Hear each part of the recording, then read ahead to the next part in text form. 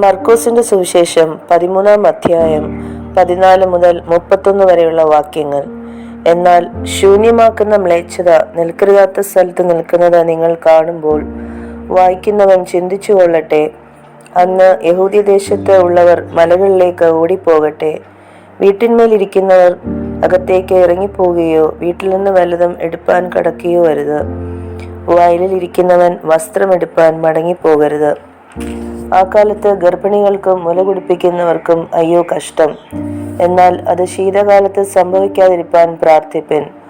ആ നാളുകൾ ദൈവം സൃഷ്ടിച്ച സൃഷ്ടിയുടെ ആരംഭം മുതൽ ഇന്ന് വരെ സംഭവിച്ചിട്ടില്ലാത്തതും ഇനിമേൽ സംഭവിക്കാത്തതുമായ കഷ്ടകാലം വരും. കർത്താവ് ആ നാളുകളെ ചുരുക്കിയിട്ടില്ല എങ്കിൽ ഒരു ജഡവും രക്ഷിക്കപ്പെടുകയില്ല. താൻ തിരഞ്ഞെടുത്ത വൃതന്മാർ നിമിത്തമോ അവൻ ആ നാളുകളെ ചുരുക്കിയിരിക്കുന്നു. അന്ന് ആരെങ്കിലും നിങ്ങളോട് ഇതാ ക്രിസ്തു ഇവിടെ എന്നോ അതാ അവിടെ എന്നോ പറഞ്ഞാൽ വിശ്വസിക്കരുത്. കള്ളക്രിസ്തുക്കളും കള്ളപ്രവാചകന്മാരും എഴുന്നേറ്റ് കഴിയുമെങ്കിൽ വൃതന്മാരെയും തെറ്റിപ്പാനായി അടയാളങ്ങളും അത്ഭുതങ്ങളും കാണിക്കും. നിങ്ങളോ സൂക്ഷിച്ചുകൊള്ളുവിൻ, ഞാൻ എല്ലാം നിങ്ങളോട് മുൻകൂട്ടി പറഞ്ഞുവല്ലോ. എങ്കിലോ ആ കാലത്തെ കഷ്ടം കഴിഞ്ഞ ശേഷം സൂര്യൻ ഇരുണ്ടുപോകുകയും ചന്ദ്രൻ പ്രകാശം കൊടുക്കാതിരിക്കുകയും ആകാശത്തു നിന്ന് നക്ഷത്രങ്ങൾ വീണുകൊണ്ടിരിക്കുകയും ആകാശത്തിലെ ശക്തികൾ ഇളകിപ്പോവുകയും ചെയ്യും.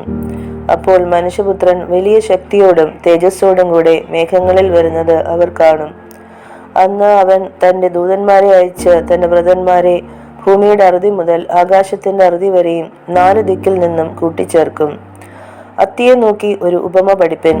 അതിന്റെ കൊമ്പ് ഇളതായി ഇല തളിർക്കുമ്പോൾ വേനൽ അടുത്തുവെന്ന് നിങ്ങൾ അറിയുന്നുവല്ലോ. അങ്ങനെ നിങ്ങളും ഇത് സംഭവിക്കുന്നത് കാണുമ്പോൾ അവൻ അടുക്കെ വാതുക്കൽ തന്നെ ആയിരിക്കുന്നു എന്ന് അറിഞ്ഞുകൊള്ളുവിൻ. ഇതൊക്കെയും സംഭവിക്കുവോളം ഈ തലമുറ ഒഴിഞ്ഞു പോകുകയില്ല എന്ന് ഞാൻ സത്യമായിട്ട് നിങ്ങളോട് പറയുന്നു.